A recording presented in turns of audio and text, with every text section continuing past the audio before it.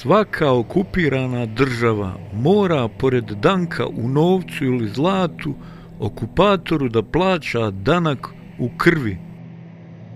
Sada moramo davati zapadnom okupatoru inženjere i ljekare iz gradova, a prije smo morali davati osmanskom agresoru zdravu, jaku i bistru djecu sa sela.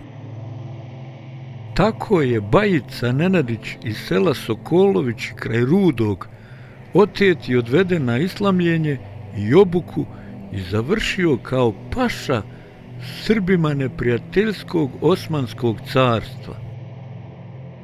Ovo mu je grob ili na islamskom jeziku mezar u Istanbulu.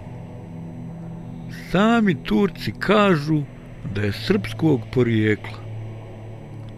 Pametnom dosta.